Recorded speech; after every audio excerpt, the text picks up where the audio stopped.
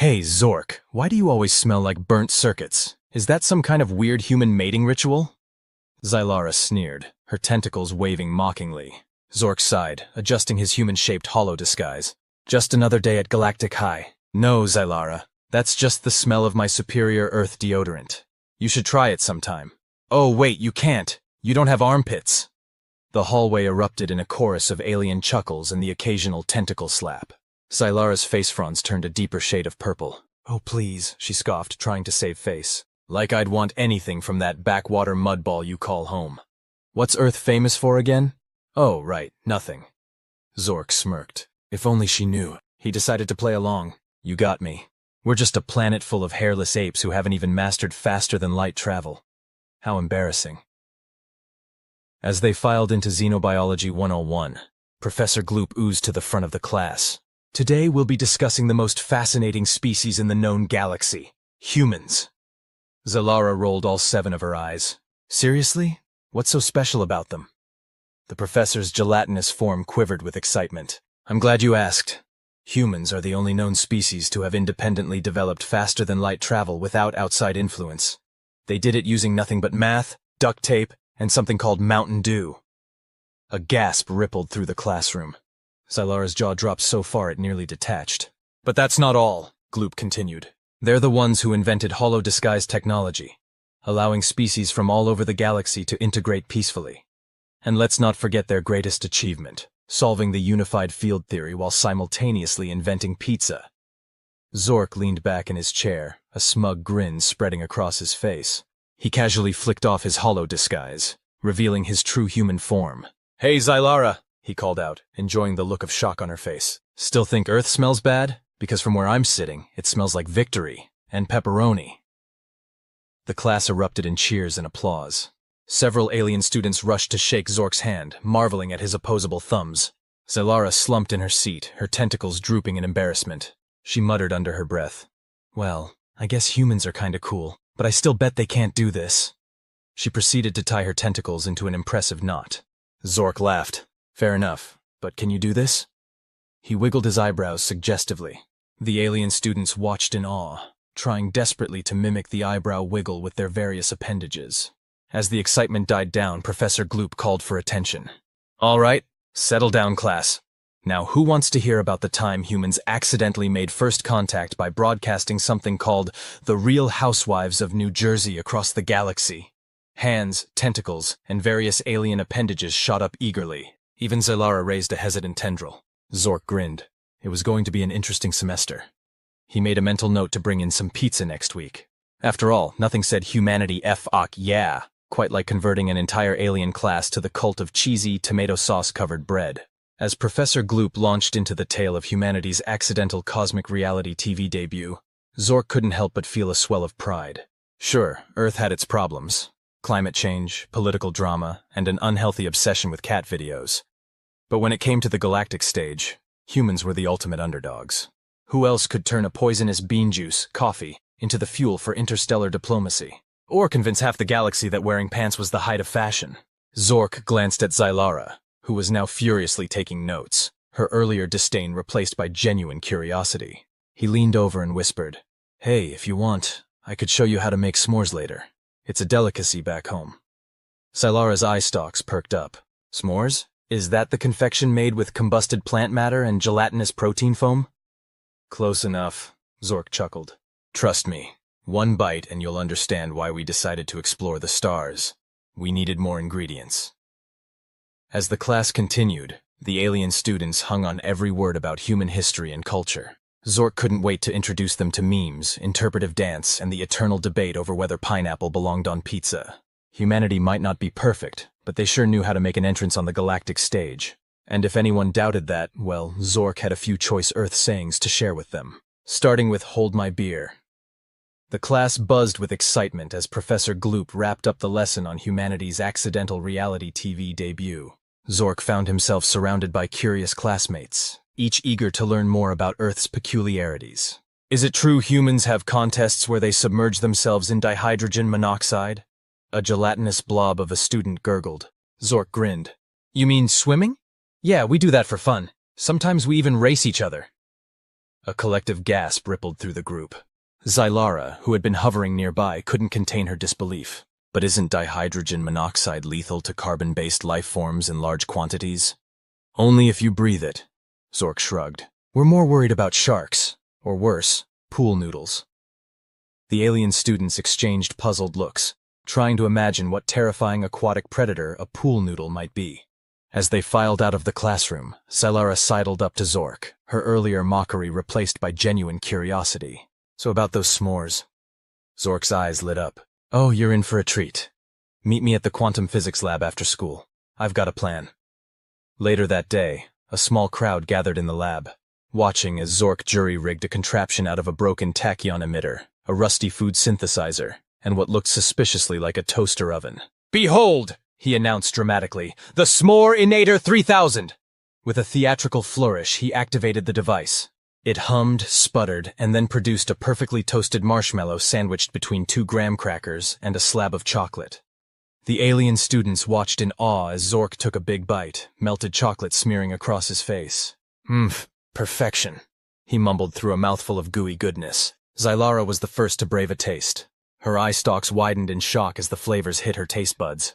By the cosmic void, she gasped. It's heavenly? Divine? A religious experience? Zork supplied helpfully. It's diabetes in food form, Zylara finished, already reaching for another. I think I'm in love. As the rest of the class clamored for their turn, Zork couldn't help but feel a sense of pride. This, he thought, was true cultural exchange. One s'more at a time, he was winning hearts, minds, and possibly causing a few cavities across the galaxy. You know, Zylara mused, licking marshmallow off her tentacles. I think I owe you an apology, Zork. Humans might be weird, but you're all right. Zork grinned. Thanks. And hey, weird is just another word for interesting, right? Suddenly, an alarm blared through the school. Red lights flashed as a voice boomed over the intercom. Attention all students and faculty. A Zorgax battle fleet has entered the system. This is not a drill. The alien students panicked, their various appendages flailing in fear. Zylara turned to Zork, her eye stalks quivering. What do we do? The Zorgax are the most feared warriors in 3 galaxies. Zork's eyes narrowed, a mischievous smirk playing on his lips. Zylara, my dear, let me introduce you to a time-honored human tradition. It's called winging it. He turned to address the terrified crowd. All right, listen up. I've got a plan, but I'm gonna need some duct tape, a volleyball, and as many cans of that weird alien energy drink as you can find. Oh, and someone fetch me a guitar. As the confused but hopeful aliens scrambled to fulfill his bizarre request, Zork cracked his knuckles. It was time to show the galaxy why you should never underestimate a human with a half-baked plan and a sugar high. Humanity, fuck yeah, he muttered under his breath. Let's do this. As the school trembled under the approaching Zorgax fleet, Zork's makeshift command center buzzed with frantic activity. Alien students scurried about, arms, and various other appendages, laden with the requested items. Excellent, Zork nodded, surveying the chaotic scene. Now, who here can burp the alphabet? A tentacled creature in the back raised a slimy appendage. I can burp the first 47 letters of the glorp-florp alphabet. Close enough. You're on communication duty, Zork declared, tossing the alien a can of energy drink. Start chugging. Zylara watched in bewilderment as Zork began applying duct tape to the volleyball in an intricate pattern. Zork? Not to question your methods, but how exactly is this going to save us from annihilation? Zork grinned, a maniacal glint in his eye. Ever hear of the Trojan horse, Zylara? We're going to give it a modern space-age twist. He turned to the crowd. All right, listen up. Here's the plan. We're going to use the tachyon emitter to beam a message to the Zorgax fleet. But not just any message. We're going to rickroll them. A collective gasp rippled through the alien students. Rick? Roll? Zylara echoed, confusion evident in all 7 of her eyes. Trust me, it's a weapon of mass distraction, Zork assured her. Now, while they're confused, we'll launch our secret weapon. He held up the duct-taped volleyball proudly. I give you the s'more bomb. As Zork outlined the rest of his insane plan, the alien students' expressions morphed from skepticism to awe. It was so crazy, it just might work. Minutes later, the makeshift communication system crackled to life. The burping alien cleared their throat, or whatever passed for it, and let out a series of melodic belches that translated roughly to, Attention Zorgax fleet, we have an important message for your supreme commander. The response was almost immediate. A gravelly voice boomed through the speakers. "This is Supreme Commander Zax of the Zorgax. Surrender now, or be obliterated." Zork stepped up to the mic, guitar in hand. "Oh, we'll surrender all right. Surrender you to the sweet sounds of Earth's mightiest weapon." With that, he launched into an off-key rendition of Never Gonna Give You Up, complete with enthusiastic air guitar solos. The Zorgax communication channel erupted in chaos. "What is this infernal noise?" Zax bellowed. It's infiltrating our neural networks. We can't stop dancing." Seizing the moment of confusion, Zork nodded to his team. "Launch the s'more bomb!" The duct-taped volleyball, now stuffed with a volatile mix of marshmallows, chocolate, and graham crackers, was fired towards the Zorgax fleet using a hastily modified tennis ball launcher. As it approached the lead ship, the heat of re-entry caused the s'mores mixture to expand rapidly. The ball burst open, splattering gooey, sweet shrapnel across the Zorgax fleet's sensors. "Our visuals are compromised," a panicked Zorgax officer reported. "It smells delicious. Supreme Commander, we're picking up elevated serotonin levels across the fleet." Commander Zax's voice came through once more, but this time it was less threatening and more intrigued. "What is this substance? It's unlike anything we've encountered." Zork seized the opportunity. "That, my dear Zax, is the power of s'mores, Earth's secret weapon. We're willing to negotiate a peace treaty over a nice campfire and a few bags of marshmallows. What do you say?" There was a moment of tense silence. Then, to everyone's shock, Zax replied, "We accept your terms, Earthling. This s'more technology is too powerful to risk in combat. We must learn its secrets." As the Zorgax fleet powered down their weapons, the school erupted in cheers. Zylara turned to Zork, her eye stalks wide with disbelief. "I can't believe that worked. How did you know they'd react that way?" Zork shrugged, a smug grin on his face. "Simple. In all our years of space exploration, humans have learned one universal truth. Everybody loves a good snack." As preparations began for the most unlikely peace negotiation in galactic history, Zork couldn't help but feel a swell of pride. Once again, humanity's weird blend of ingenuity, junk food, and questionable music choices had saved the day. He made a mental note to request more funding for Earth's s'more defense program when he got home. After all, in space, no one can resist the siren call of toasted marshmallows. As the impromptu peace talks began, the school cafeteria transformed into an intergalactic summit. Zorgax warriors sat awkwardly at lunch tables, their fearsome battle armor now dusted with graham cracker crumbs. Zork presided over the gathering, armed with a bag of marshmallows and his trusty guitar. "Now let me demonstrate the proper s'more-making technique," Zork announced, spearing a marshmallow on a makeshift stick fashioned from an old antenna. "The key is to get it golden brown, not charcoal black, unless you're into that sort of thing. We call those people monsters back on Earth." Supreme Commander Zax watched intently, his multiple eyes blinking in unison. "Fascinating. And this ritual? It promotes peace among your people?" "Oh, absolutely," Zork nodded sagely. "Nothing settles disputes like sticky fingers and a sugar coma." As the Zorgax tentatively tried their first s'mores, Zylara sidled up to Zork. "I can't believe this is working," she whispered. "You've got the most feared warriors in the galaxy sitting around singing Kumbaya." Indeed, a group of Zorgax had gathered around Zork's guitar, attempting to harmonize with their guttural alien voices.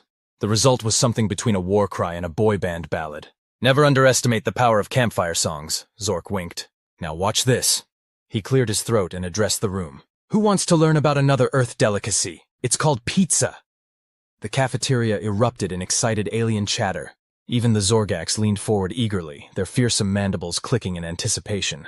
As Zork launched into an elaborate explanation of the intricacies of pizza toppings, carefully skirting the controversial pineapple debate, Professor Gloop oozed into the room, looking frazzled. "What in the name of quasars is going on here?" the professor burbled. "I leave for one quantum physics lecture, and I come back to find an alien invasion turned potluck." Zork grinned sheepishly. "Just a little cultural exchange, Professor. I think we've officially averted war." Professor Gloop's gelatinous form quivered with a mix of confusion and awe. "I see. Well, carry on then. But do try to keep the mess to a minimum. The janitorial staff already has enough trouble with the fifth-dimensional waste from the biology lab." As the professor oozed away, Supreme Commander Zax approached Zork, marshmallow goo dripping from his mandibles. "Earth human," he growled. though less menacingly than before. Your ways are strange, but intriguing. We came seeking conquest, but instead, we found dessert. Zork nodded solemnly. A wise choice, Commander. Dessert is way better than war. Fewer casualties, more sprinkles. Zax's eyes narrowed. Perhaps we have underestimated your species. Tell me, what other wonders does your planet hold? A mischievous glint appeared in Zork's eye. Well, since you asked, have you ever heard of something called karaoke? Hours later, as the sounds of alien renditions of Don't Stop Believin' echoed through the school halls, Zilara found Zork sitting alone, strumming his guitar softly. You know, she said, settling beside him, I think I owe you an apology. I always thought humans were, well, primitive, smelly, hopelessly addicted to cat videos? Zork supplied helpfully. Zilara's face fronds flushed a deep purple. Well, yes, but now I see you're so much more. You're unpredictable, creative, and somehow, that makes you kind of amazing. Zork smiled, a hint of pride in his eyes. Thanks, Zilara. That means a lot. And hey, you aliens aren't so bad yourselves. A bit stiff at first, but you sure know how to party once you loosen up those tentacles. As they sat in companionable silence, watching a group of Zorgax attempt the Macarena, Zilara turned to Zork with a curious expression. So, what's next? How do we top averting an intergalactic war with junk food and bad singing? Zork strummed a chord on his guitar, a mischievous grin spreading across his face. Well, I hear the Blorgons in the next solar system over are pretty uptight. How do you feel about introducing them to the concept of memes? Zilara's eye stalks perked up with interest. Memes, is that another Earth weapon? Oh, Zilara, Zork chuckled. You have no idea. The galaxy won't know what hit it. As the unlikely pair began plotting their next adventure, Zork couldn't help but feel a sense of satisfaction. Sure, humanity might not have the most advanced technology, or the most imposing military force in the galaxy, but armed with an encyclopedic knowledge of pop culture, a penchant for junk food, and an uncanny ability to make friends in the strangest places, they were a force to be reckoned with.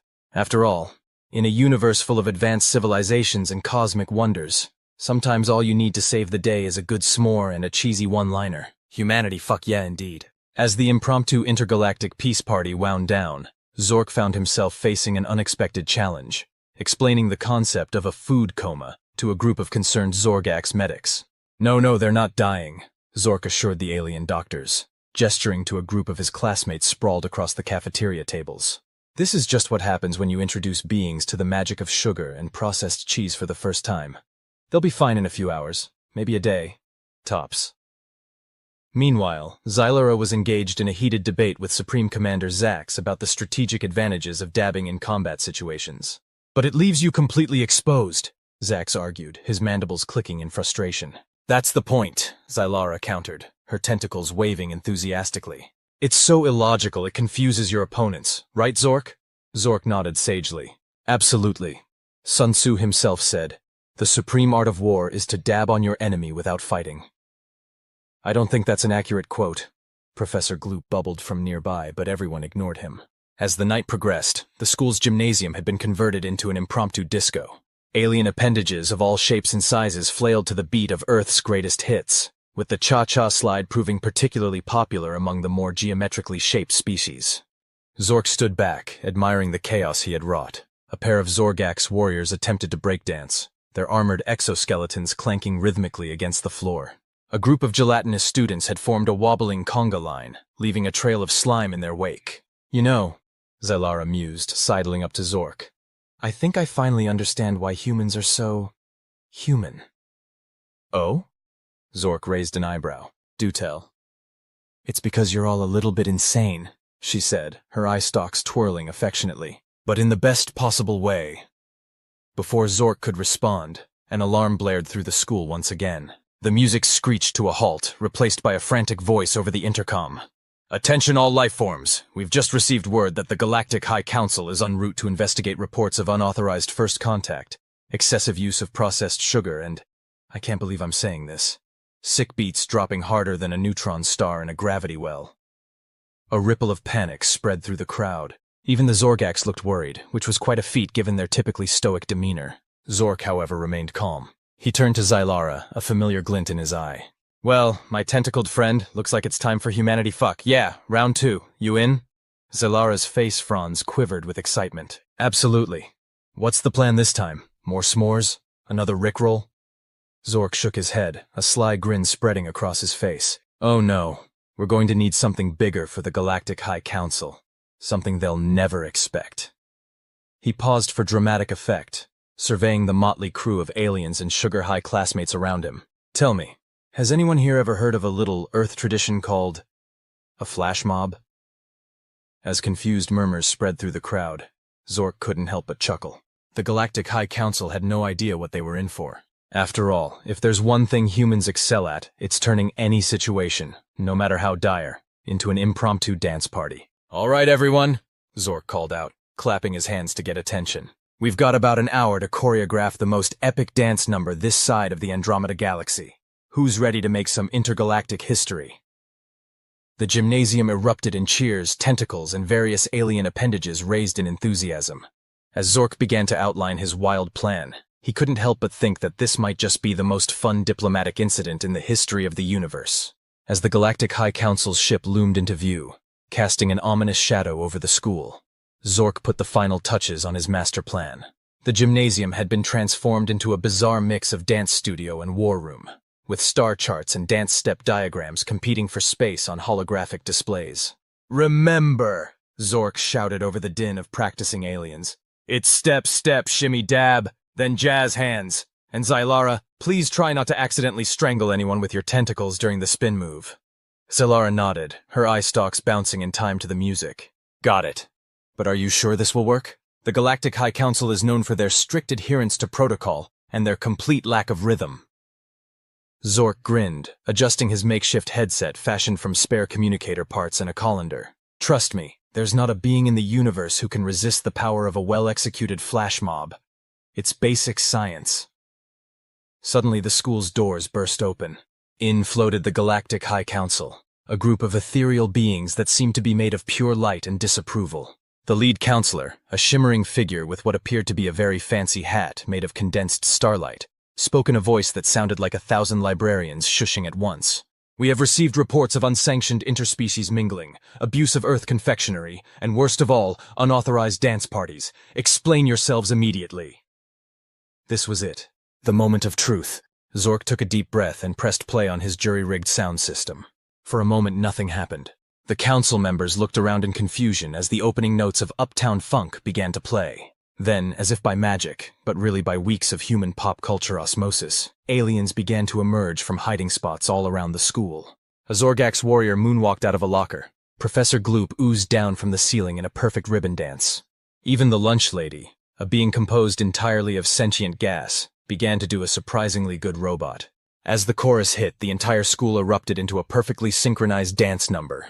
Tentacles twirled, appendages flailed in unison, and in the center of it all, Zork led the charge with moves that would make Bruno Mars proud. The Galactic High Council stood frozen in shock, their shimmering forms flickering in confusion. The lead counselor's fancy hat tilted askew as he watched a group of gelatinous students attempt to twerk. As the song reached its climax, Zork slid to the front on his knees, jazz hands sparkling with glitter he had somehow acquired. Don't believe me, just watch, he belted out, along with every other being in the school. The music faded, leaving an echoing silence broken only by the heavy breathing of hundreds of aliens who had just discovered cardio. For a long moment, nobody moved. The council members hovered, their light dimming and brightening rapidly in what Zork could only assume was the ethereal equivalent of blinking in disbelief. Finally, the lead counselor spoke. In all my eons overseeing the galaxy, I have never... that was... Zork held his breath. This was it. They were either about to be vaporized or... Awesome! The counselor exclaimed, his form bursting into a dazzling light show. Why was I not informed that Earth had developed such advanced techniques in rhythmic movement and group coordination? The other council members nodded in agreement, their forms shimmying slightly to the lingering beat. Zork stepped forward, still slightly out of breath but grinning from ear to ear. Well, you see, your luminescence. On Earth we have a saying, when the going gets tough, the tough get dancing. Fascinating, the counselor mused. Perhaps we have been too hasty in our judgment of Earth and its unique problem-solving methods. As the council members began to mingle with the students, asking for dance lessons and inquiring about the possibility of installing a disco ball in the Galactic Senate. Zylara sidled up to Zork. "I can't believe that worked," she whispered, her tentacles still twitching to the beat. Zork chuckled, watching as a council member attempted to do the worm. Never underestimate the power of a good dance number. Now, who wants to teach them the Macarena? As the impromptu dance party resumed, now with the blessing of the highest authority in the galaxy, Zork couldn't help but feel a swell of pride. Once again, humanity's peculiar blend of creativity, rhythm, and utter audacity had saved the day. He made a mental note to suggest Intergalactic Dance Diplomat as a new course offering when he got back to Earth. After all, in a universe full of cosmic wonders and advanced civilizations, sometimes all you need to bridge the gap is a catchy beat and the willingness to get your groove on. Humanity, fuck yeah. One dance revolution at a time.